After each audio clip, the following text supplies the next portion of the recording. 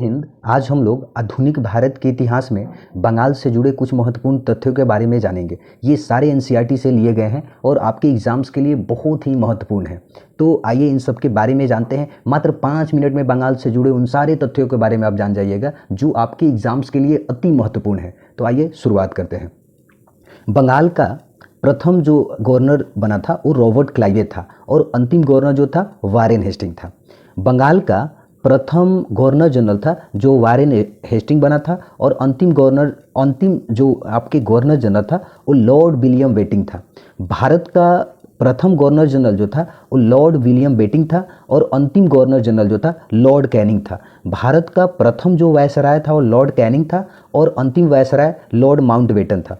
भारत का प्रथम भारतीय आपके गवर्नर जनरल जो गवर्नर वायसराय जो थे वो सी राजगोपालाचारी थे और अंतिम जो भारतीय आपके वायसराय थे वो सी राजगोपालाचारी थे। एक बात सबसे समझने योग्य बात है कि 1773 के रेगुलेटिंग एक्ट के तहत बंगाल के गवर्नर को नाम बदलकर गवर्नर जनरल रखा गया और 1833 के रेगुलेटिंग एक्ट के तहत बंगाल के गवर्नर जनरल का नाम बदलकर भारत का गवर्नर जनरल किया गया और 1858 के एक्ट के तहत बंगाल का पूरे भारत का जो आपके गवर्नर जनरल होता था उसके नाम बदलकर वायसराय कर दिया गया था। तो ये सारे तथ्यों को याद रखिएगा। भारत में द्वैध शासन व्यवस्था की शुरुआत किया था आपके रॉबर्ट क्लाइवे जिसने ये 1757 के प्लासी के युद्ध में सिराजुद्दौला को हरा दिया था और उसके बाद बंगाल में पूरी तरह से ये कब्जा करने में सफल रहा था। मुगल सम्राट शाह आलम द्वितीय एवं अंग्रेजों के मध्य इलाहाबाद की संधि 12 अगस्त 1765 को हुई थी जो बक्सर के युद्ध में के बाद हुआ था। रॉबर्ट क्लाइवे ने बंगाल तथा बिहार के लिए उप दीवान नियुक्त किया था। आपके बंगाल के लिए उप दीवान रॉबर्ट क्लाइवे नियुक्त किया था मोहम्मद रजा खां को और बिहार के लिए उप दीवान नियुक्त किया था राजा सिताब राय को।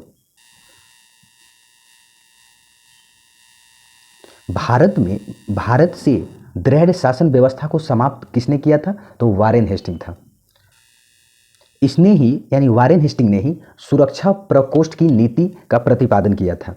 वारेन हेस्टिंग ने ही जो मुगल वंश को जो मिलता था हर वर्ष वार्षिक पेंशन उसको भी बंद कर दिया था। किसने? वारेन हेस्टिंग ने।